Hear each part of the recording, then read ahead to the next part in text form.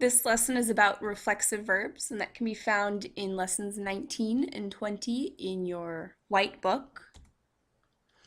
And first, I'll explain what is a reflexive verb.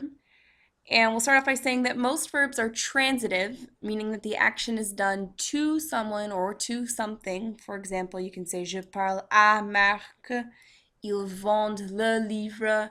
In those sentences, the action is passing to an object or a person. But in reflexive verbs, the action is going to reflect back onto the subject of the sentence. So if you look at our little cartoon éléphant, in the first drawing, il lave son enfant, he's washing his child, and now il se lave, he's washing himself. And that is an example of a reflexive pronoun. We're going to talk more about those in just a second. So here are some examples of reflexive verbs that are found on pages 294 and 302 in your book. So like I said, these are things that you generally think of them as something you do to yourself. So se réveiller, you wake yourself up.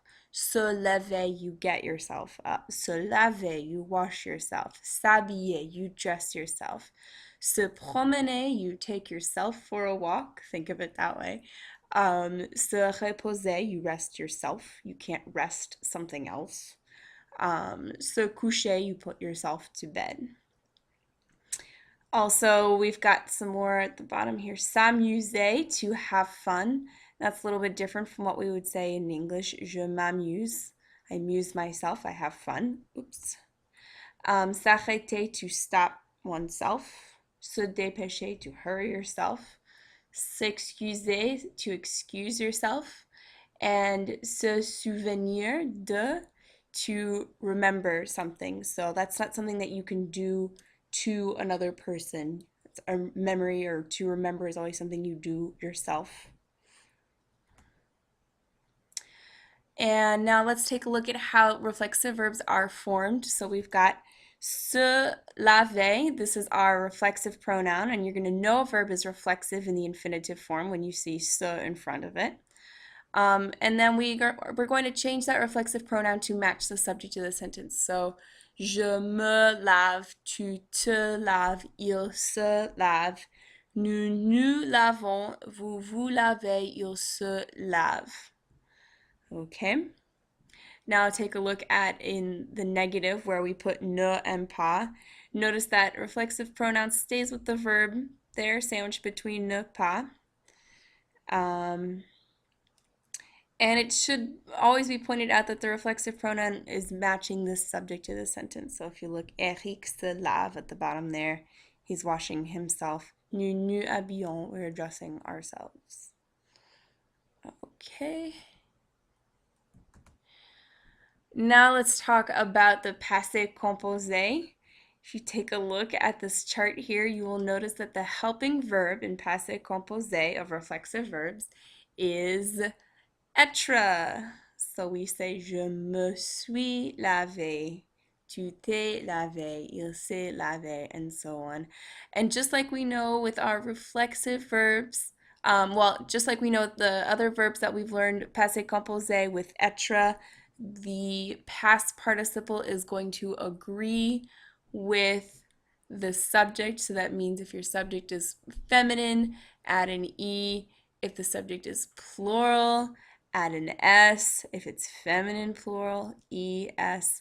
So those follow the same rules as our other verbs, our house of être verbs that require être in passé composé. And I do want to point out in the negative that ne pas is going to go around the helping verb as usual, and then the past participle is going to come afterwards. So following the same rules that we've learned before, but we're just adding a little extra reflexive pronoun in there. Okay, moving on to sentences that have two verbs. So if the reflexive verb is the second verb in the sentence, we know that the first verb's conjugated, the second verb is in the infinitive form. And so the reflexive pronoun is still going to match the verb even though you don't conjugate the ending. So if you look at those positive sentences here, tu vas te promener, So you are going to go for a walk. Now, te promener is the second verb in the sentence, so we're not conjugating that er ending, but we are going to make sure that the subject pronoun matches. We would not say, for example, tu vas se promener, infinitive form. We're going to change that subject pronoun. Je dois me brosser les dents. Me is matching the subject. Il veut se reposer.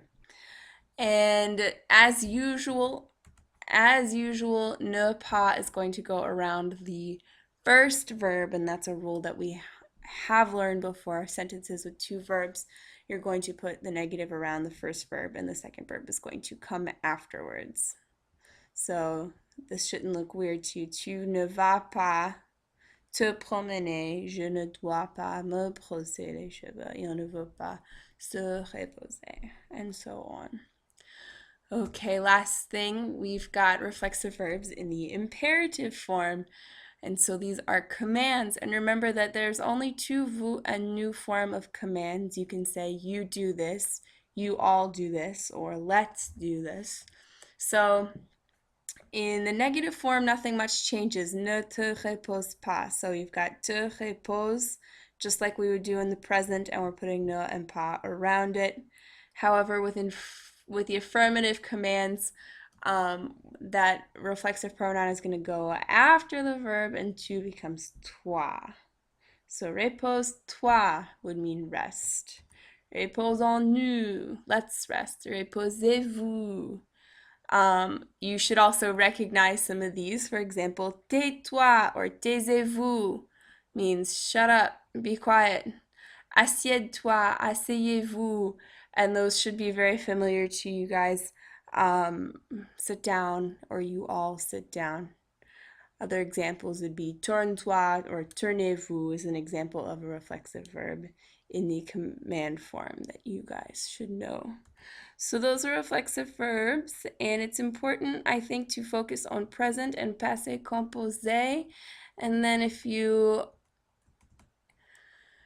think also you can also worry about those reflexive verbs in sentences with two verbs, and reflexive verbs in imperative form. But I really think that it's more important to focus on present and passé composé for right now.